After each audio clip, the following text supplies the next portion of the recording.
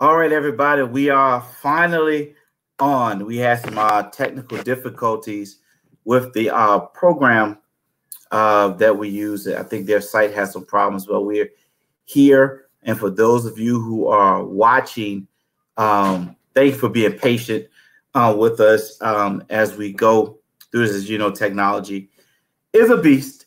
But tonight, again, for those of you who are tuning in for the first time, this is a Father's Authority.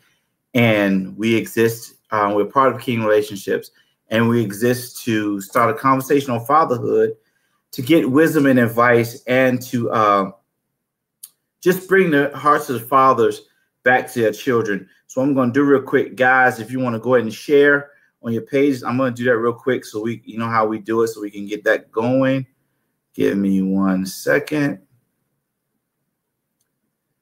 All right, done. So tonight, have a very special interview. I haven't done this before, but I want you guys to see my team won yesterday. We 3-0. It's a case, you guys out there who doubt my Niners. Okay, I said, dude, I wanted to do that earlier, but it took me a little bit to get on. But tonight, I have a very special interview. These people that I'm interviewing tonight are dear to my heart. They've been in my life for probably almost 10 years now. They're like family, like a father and a sister. But tonight, I wanted to talk about fatherhood from a perspective of a daughter and a father. And actually, my interview was going to be a daughter, but she suggested that her father come on with her, so which I thought was a great idea. So we got Mark and Qiana Gaskins tonight. I'm going to bring them on, and he's known to me as Pop. So it's like, follow me. Okay, Qiana, I need you guys to come in a little bit because your screen is kind of. It's like, yeah, there we go. Push your iPad back up just a little bit. Show Pop some more. There we go. There we go. All right. Now come in close. There we go. All right. So y'all got to stay like that for the remainder of the interview. Well, we got Mark Gaskins and Qiana Gaskins on tonight. Qiana, your face is cut off a little bit. I know it's a little, there we go. Get close. Love each other. Well, tonight we got Mark and Qiana Gaskins, father and daughter, on tonight. Qiana is not the only child he has. He has 2 daughters and 1 son. But Pop, thank you for being on tonight. Qiana, thank you for coming. But we want to talk about fatherhood from the father-daughter relationship. I'm not happy. Oh. They got to pull the computer back. Sorry. My wife says she's not happy. Push the computer back. So we can get both of you guys. The boss has spoken. That better? I need Pop more. There we go. All right. I think I got a okay on that. Yeah. Yes. I got an okay. The boss has spoken. Pop, I learned that from you. Listen to the boss. Thank you. But tonight, so guys, this is my first time doing this format, so I'm going to have questions for both of you. But first, Pop, I want to ask you, tell us about your life growing up with or without with your father. Tell us about your life growing up with your father. My father was a man that, when I look in the dictionary, I see a picture of my father, a prime example of a father. He was always there, taking care of us, because he had 4 kids. And he took care of all of us. Even when my mother would leave and come back, he would always say, you do what you got to do because I'm going to take care of mine. And my father was always there to be a father, to be a dad. He showed us how to work. He showed us how to love. Financially, he didn't show us as well as I wanted to, because he did pretty well for himself. Could have done better if he would have managed money correctly. Okay. It took a lot for him to do what he did to take care of us. I'm gonna call him a single dad. Okay. Okay. So Qiana, so Pop, how did that impact your fathering for your children? How did it impact you being a father of your children? I wanted to be a dad that wanted to be there for my kids. I wanted to be a dad that wanted to support them in anything that they wanted to do. Whatever they wanted to do, I wanted to be there for them. Now, sometimes I might have been too harsh, but at the same time, I learned how to ask for forgiveness Okay. when I got too hard. And I Okay. always teach them guidance on how to be a young lady. I'll give you a prime example. I took both my girls out when they turned 13 years old. I took them out on their first date. And I said, this is how a guy's supposed to take care, supposed to treat you. Don't expect anything less. Now, they chose to do differently. That was on them. But I wanted to show them this is how a father is supposed to take care of you. How a man is supposed to take care of you. So I Okay. want to be a dad to say, and also I took my kids and said, this is how a guy is going to act because they only want one thing. Okay. Okay. And they're going to say this and they're going to do this and they're going to do everything they can possibly do to get that one thing. Mm-hmm. And I want you to know that I know that. So I want you to know that. So when it comes upon you, you know exactly what you're seeing. That's good. So you gave them warnings ahead of time. Correct. Yeah. Okay. Okay. Now, Qiana, to you. This interview might get a little crazy because Qiana's like my crazy.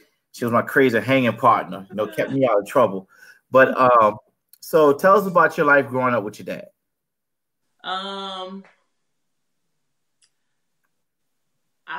Growing up, I had my dad, but I had to share my dad, and I didn't understand that. Okay. Because my dad was the community dad. He was everybody's dad. So I didn't understand that. I probably resented it a lot because of the lack of understanding. Okay. Growing up though, and getting more and more of an understanding and maturing, I understood, everybody doesn't have their dad. And so you have to, just like you adopt children, you can adopt parents too. Yes. So I grew up always having cousins, military people. Like, why do you can't go to their own house? But as I matured and, got older and had my own children, I've learned to appreciate a whole lot of the things that I really didn't understand as a kid. Got you. Yeah. And I can understand that because I was one of the recipients of a community dad. So I understand. And because, as a grown man, your father mentored me. Guys, he's one of my mentors I'm always talking about. He mentored me. He chewed me out. And he can't ask for forgiveness when he was harsh, but he gave me some real advice because a lot of advice he's given me is what makes me the father and husband I am today.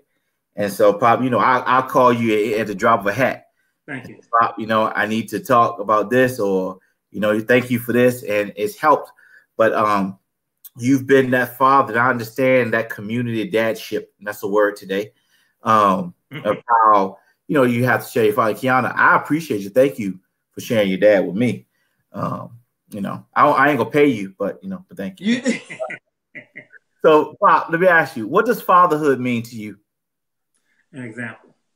It says a parent is supposed to train up a child in the way they should go. Mm-hmm. And even though they're going to depart from it, they're always going to turn back. No matter what advice that you give them, no matter how hard you get upset with them and chew them out and you try to get them to go the correct way, they're going to come back.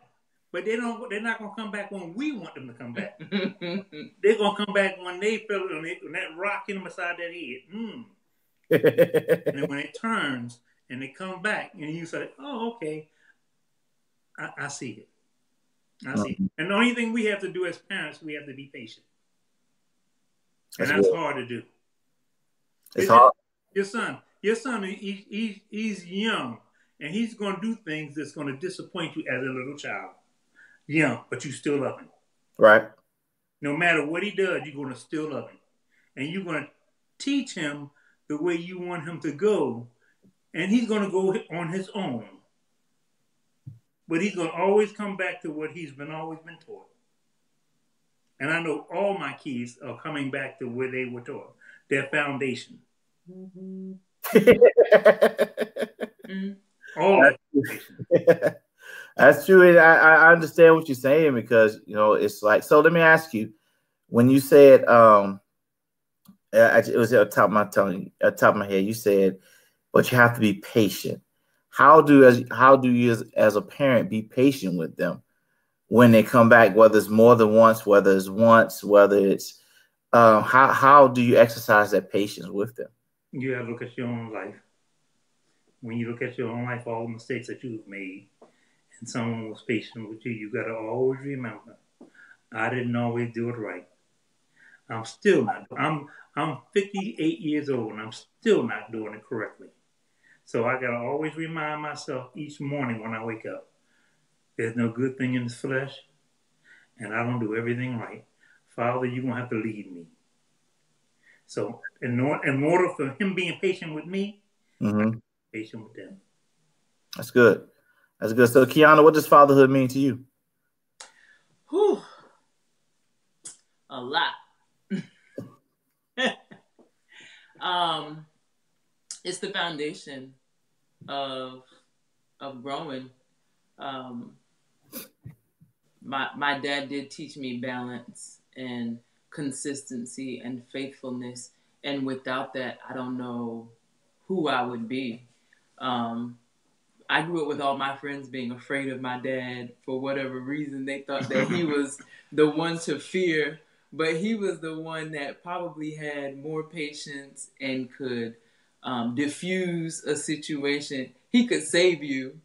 And my mom was the one, we call her the general.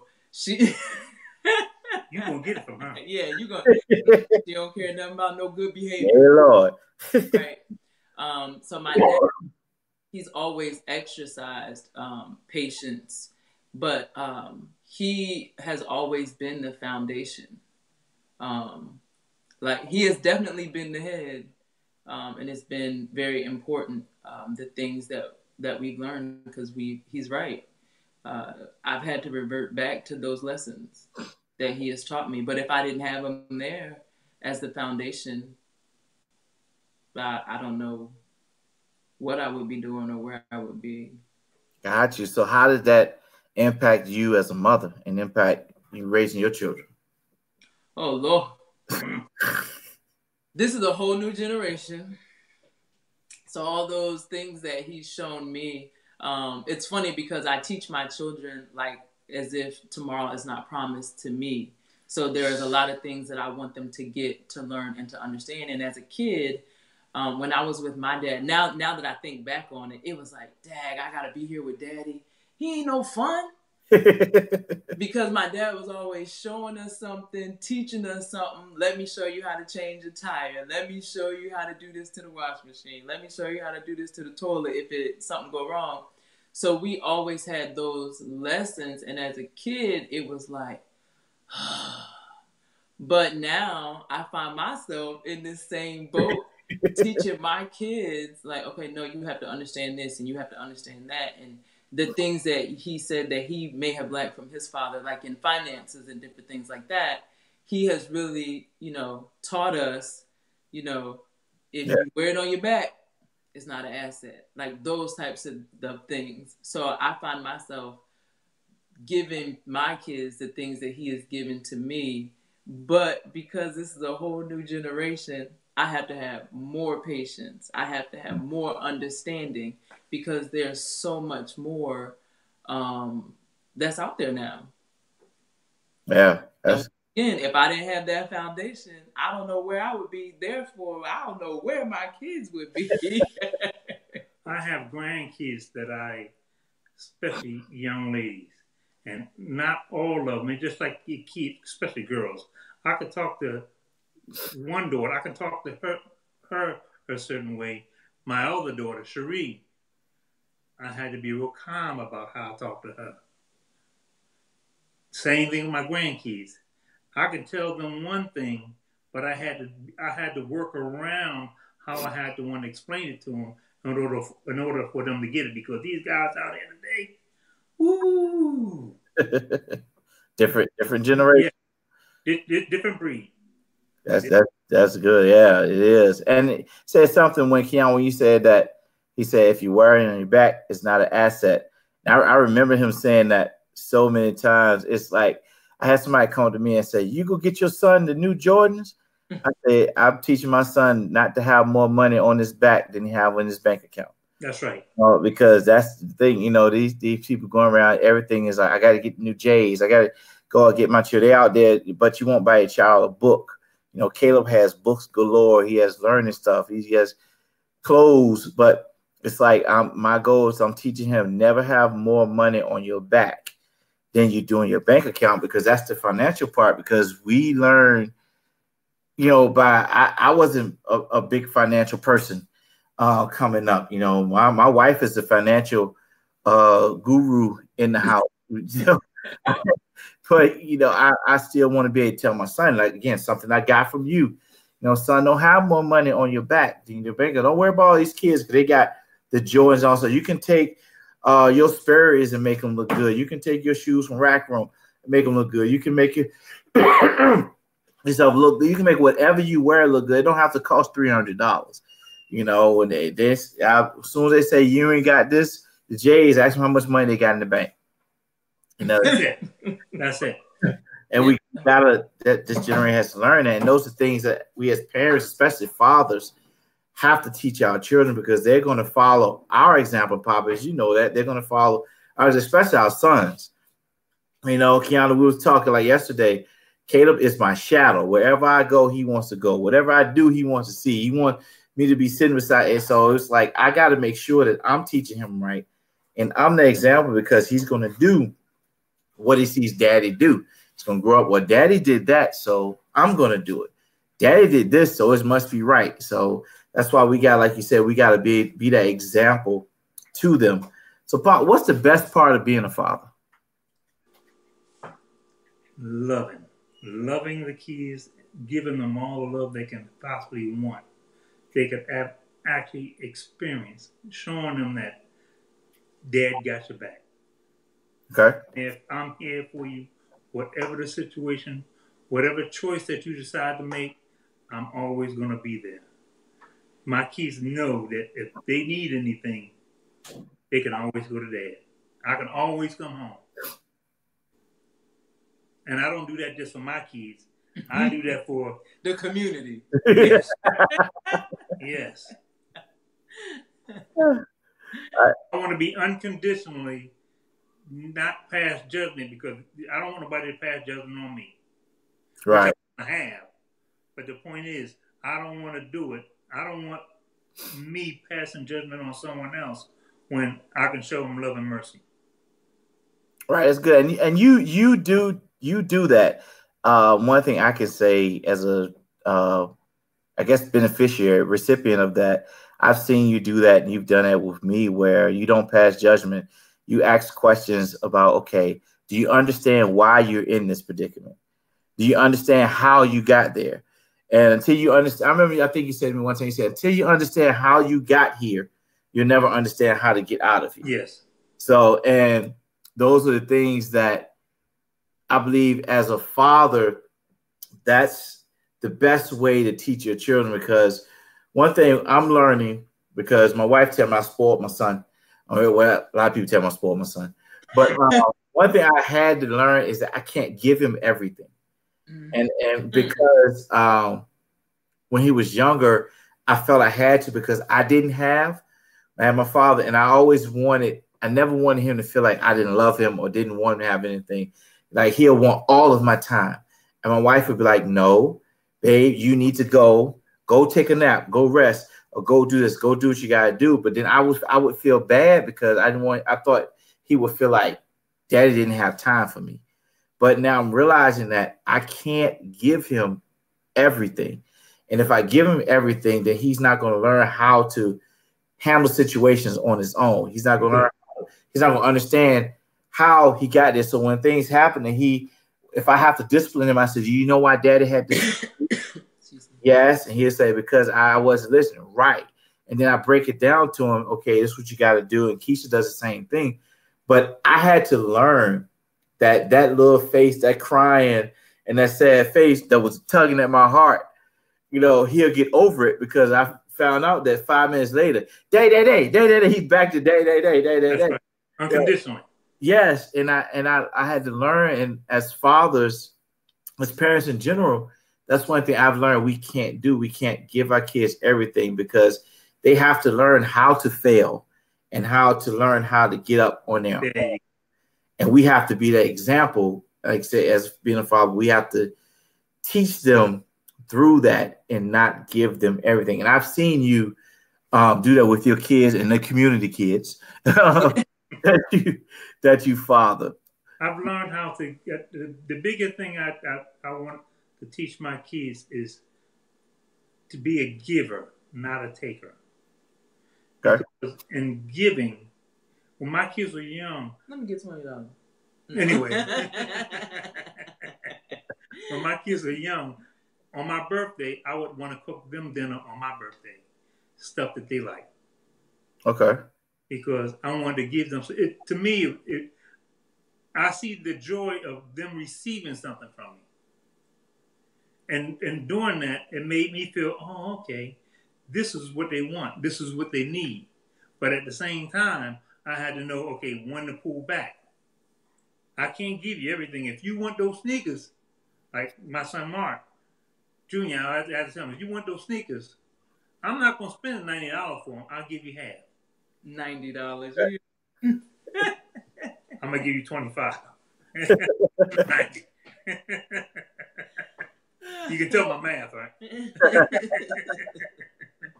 That money had to go around the community. Yes, it did. But you say yes, he definitely. My dad would. If it wasn't for my mom, he wouldn't have no clothes in the closet. That's no lie. Wow. Yeah. And that's my foundation there. She grabs me and tells me, honey, you got to slow down.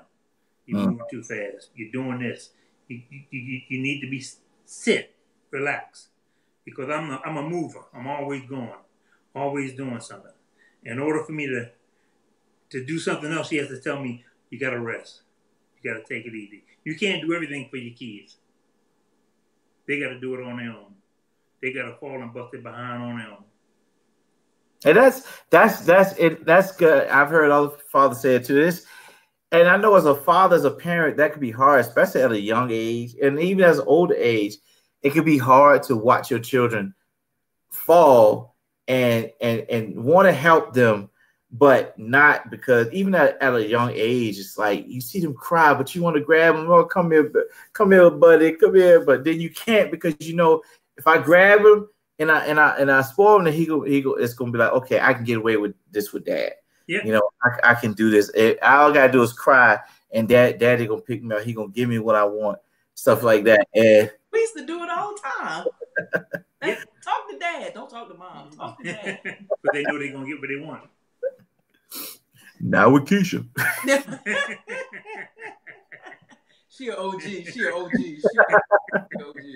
Caleb come to me for he going. That's how we do. But mommy said, hold on, daddy. But yeah, so Qiana, what's the best part of having a father? Oh man, having a father. A father that's present, that you know, that can teach you things, that you can rely on, that you can call. If you pick up if you pick up the phone and call your dad, and you know he gonna answer, not gonna be saying, "Oh Lord, what she want." He's gonna, with joy, he's gonna pick up the phone and he's gonna have conversation. He's gonna talk to you. Now he ain't gonna talk to you long. He gonna get the bullet points. Yep.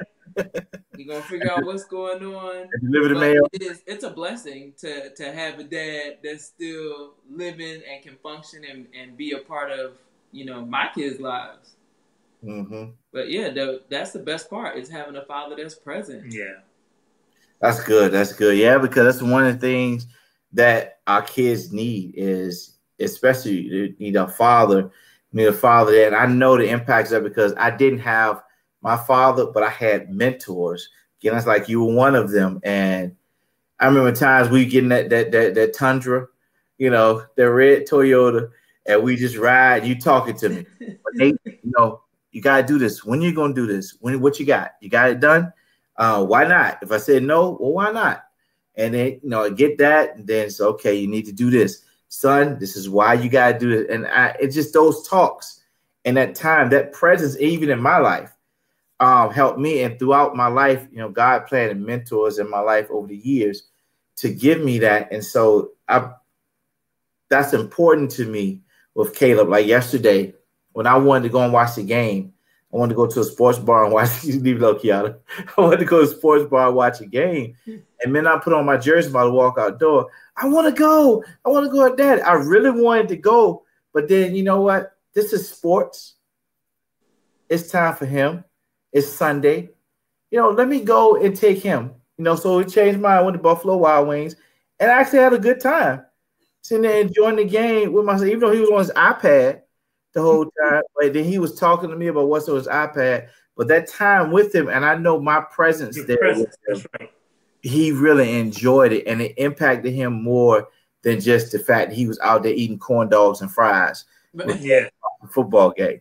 So, but that was good. So, Pop, let me ask you a question. How important are a father's words to his child? Very important. That helps the child to grow. What you say to your kids can either destroy them or make them. And I believe that in all things, you want to make sure this is what I did to my kids, or any of the kids. I would always praise them. And if they did something wrong, first you got the praise. Mm-hmm. Then I'll tell you, okay, now you could have done this way right here. I'm correcting them. I'm chastising them. But they could receive it. Because when I gave them the praise first, their spirits was lifted. Uh-huh. You don't want to close a child's spirit. Because you close a child's spirit, they don't want to hear nothing you got to say. That's so good. The first thing I would always do is I would praise them first, tell them what they've done well, done good, and then corrected them on wherever the situation, the problem that they had, and showed them that there's another path that they could take to correct their decision that they made, a wrong decision that they made. That's good. And it always, for some reason, it always worked out. Now I learned that from another father. Okay, that's good because that, yeah, and like you said, your words, because when I see now when you praise them first, like you said, it boosts up their spirit, so they're more receptive to the correction that you're giving them, and that's good because our children need that. Because if we just always pounding them, and we start off with you, then you're gonna be like, because you're too scared. Or you're thinking about the whipping you're getting, you're not gonna really think about receive. Only reason you can receive the critique because you're in pain. Yes, because you want to get over with. But that's one thing my godfather did to me. My godfather helped raise me. He never whipped me, but his words were powerful. It's because things he said, the way he said it, made you feel so bad because you disappointed him, that you never wanted to do it again. And it was like, then he'd be like, let's go get some ice cream after all that. And you're like, hold on, you just worked with your words. Now you want to go get ice cream. But we understood what he was saying. And then even eating ice cream, he talked more because now it was a different talk now, because we're over ice cream, your guard is down. And now after you've received the critique and the chastisement, now you're receiving words of wisdom from him. And that's what I try to do with Caleb. If I discipline him afterwards, I try to give him words of wisdom, and I'll grab him, talk to him. This is why Daddy had to spank that son. You can't do that anymore because that's not right. And it helps because I'm like, you understand? Yes, sir. And he understands that. And I like that because that's a good way for fathers. If we always say negative words to our children, then it's going to impact their lives and how they grow up and how they receive from anybody. I was talking to one father and who has a daughter. He has a daughter and a son. We were talking about importance of father's words to his daughter. And it hit me that he said something to him. When you see a lot of women that are accepting verbal abuse from men, and I used to wonder why women feel that that's a form of love. You go back, if they had their father and their father was talking to them like that, because that's how they thought. If daddy loved, that's how daddy loved me, and that's how this guy loves me, because that's how my dad loved me. So that's how they equate with love. And I never understood that. I still don't understand. What I loved about you in this conversation that we had, even though you mentioned your dad that wasn't present in your life, you didn't take that as a stepping stone that, well, I can't do it. So when you had your son, or when you have your daughter, you know that I got to do better. Mm-hmm. I got to be an example for my son, for my next kids that we have, with my family. I got to be, somebody has to be an example. Yes. To be me. That's good. Yep. And I say that to myself every day. Why can't I be an example? And you still say that to this day. A good example, not a bad example, but a good example. What can I do to impact my kids and the people that surround me to be an example for them to see that Christ lives in me? That's good. That's good. Qiana, how important are father's words to his child? Whew. Very. Because, I mean, even you remember now, because you have a son now, so you hear those words again. Yes. You over and over.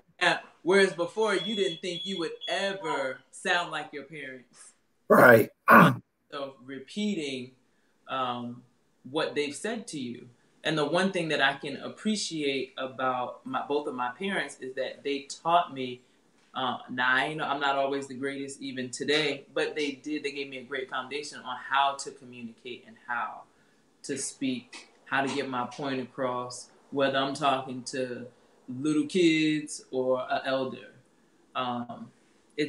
Words are important.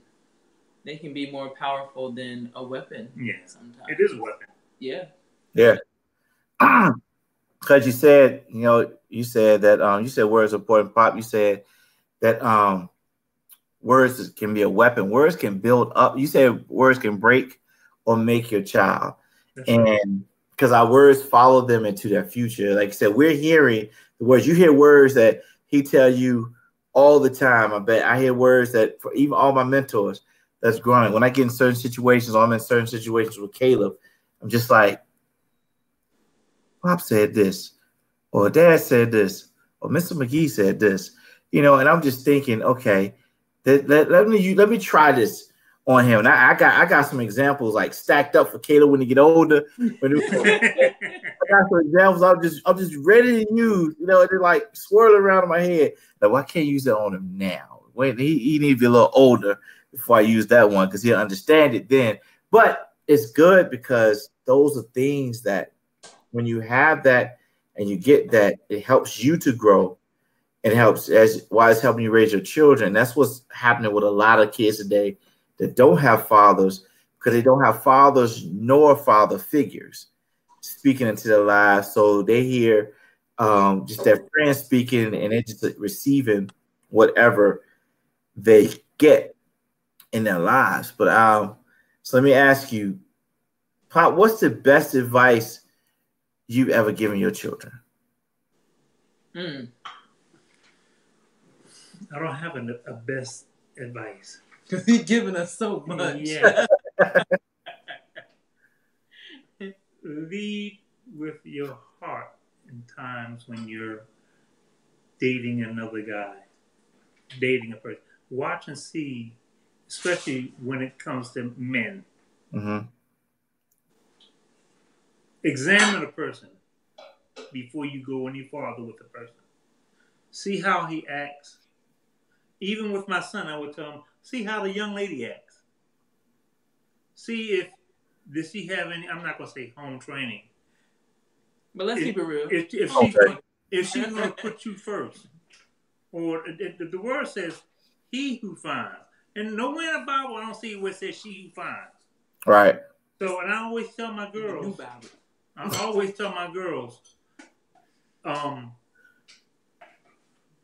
these guys, you gotta wait for these guys that look for you. You don't look for them. I want you to look at the characteristics of the person to make sure, okay, I don't want that. I don't need that. I don't want somebody to tell me, I better have any guy's phone on my phone. And I just started talking to you. Right. You don't know that's my father, my uncle, or someone that's going to speak nasty to me when he wants to and think he's going to get away with it or put his hands on it. First time you see that, someone talks to you rude, you know. Time to go. That's it. Examine the person before you start dating. Okay. Granddaughters that all the time. Almost like Ron must be in the house. Yeah. So, Qiana, what's the best piece of advice you ever gotten from your dad? Whew. That's so much. My dad used to tell us when we were younger, the difference between a good thing and the right thing. Okay. Because we was good for doing a good thing, but we slip a little bit on that right thing. And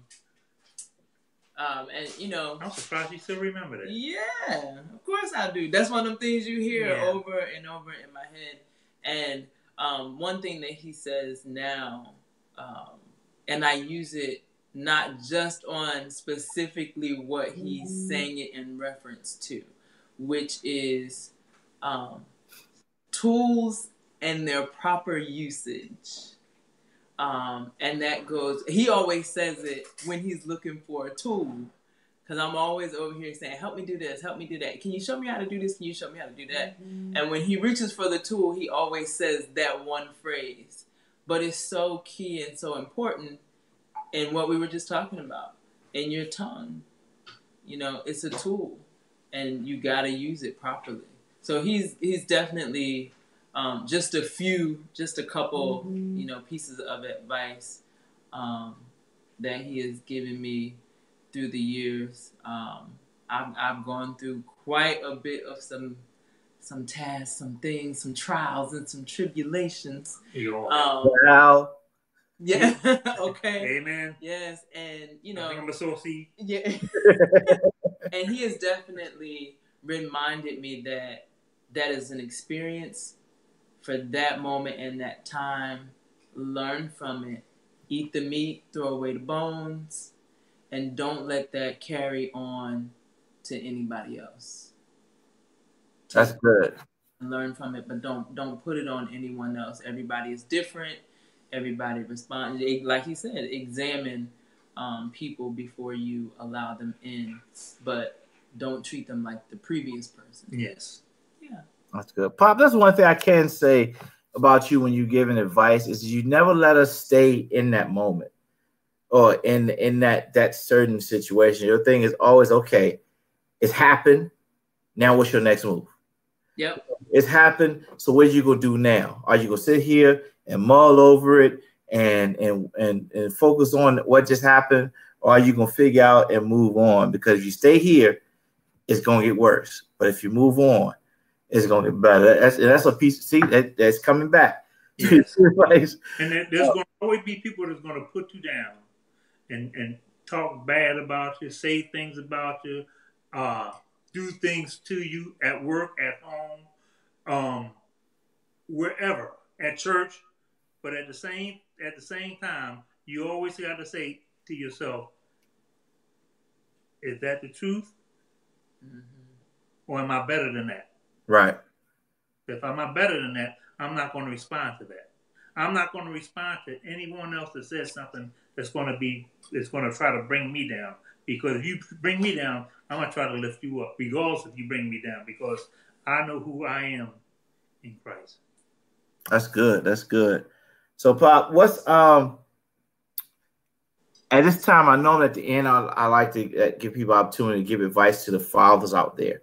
So, just whatever you want to say to fathers out there, just go ahead and give some piece of advice to the fathers that's watching. Men, my biggest concern, I'm going to have to come close to that on this one right here. With men that has young ladies, daughters, make sure you teach the daughters on how to pinpoint these guys that my biggest concern is working for any man.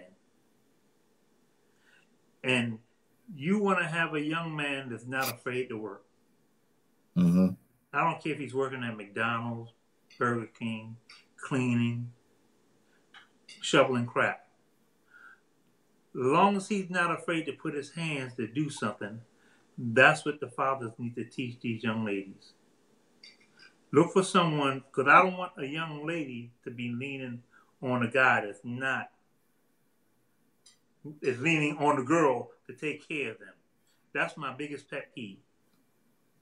These young men out here, and I'm getting down on, I'm talking to those who don't take care of that, who don't take care of the responsibilities. So fathers, teach your daughters how to pinpoint these guys that don't want to work, so you can stay away from them. That's good. That's good. Because you don't need to train them. The daughters don't need to train these men on how to work. They need to know how to do that on their own. Right. Or have their father, or have a mentor to teach them how to do that. Not a wife, not a girlfriend. Because you're seeing so many young ladies that's out here working hard, getting degrees. And the men, there's nothing wrong with a guy not having a degree. But the problem I'm having is men not working, not trying to work. They want the wife to do, or the girl to do everything, the female to do everything. Yeah, you got a lot of that today. Yes, a lot of it going. And it's saddening to see. Yeah, it is. You got to do what you got to do to have these, teach your daughters how to pinpoint it to stay away from it. Yep, father's got to be, and that's where the example comes in, because a lot of times when the father's the example, then the daughter will look for that in a man. And sometimes, like you said, they could go a different route, but when they come back, when they realize that they know what I'm supposed to look for, because this is what my dad taught me. So Qiana, your turn. Just as from a daughter's perspective, for fathers out there with daughters, what piece of advice, what would you say to the fathers with daughters?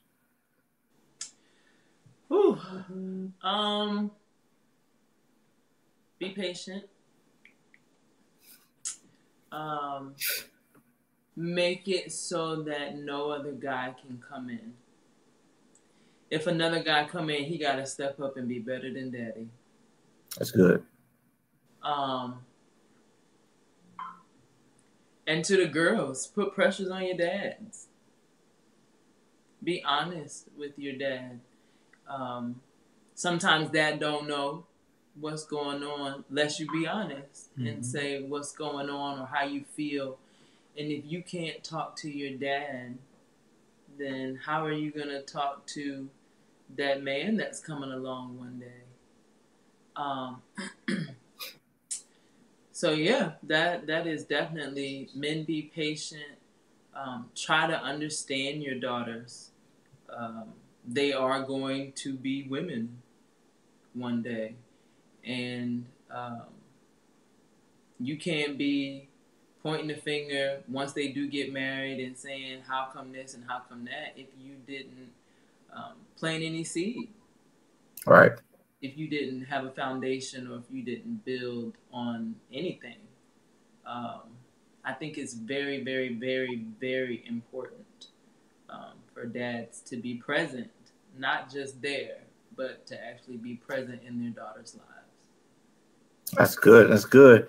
Thank you. Well, guys, I appreciate you guys for coming on tonight, for the great advice. Thank you. Trying to laugh at Qiana through this whole thing, but but I appreciate guys coming to Pop. I appreciate you for the advice, for all you've done, for all you do for everybody. But you guys just stay with me. I'll be right back with you. Okay. Okay. All right, everybody. That was my first father-daughter interview through a Father's Authority. I appreciate you guys for watching. Again, guys, if you need advice, if you want advice, if you got questions about anything, you can email us at hello@kingdomrelationships.org. We can answer them for you. If you want these videos again, just go to our YouTube page and you can see them, guys. Until next week we got another great interview for you. Love you guys. Be victorious.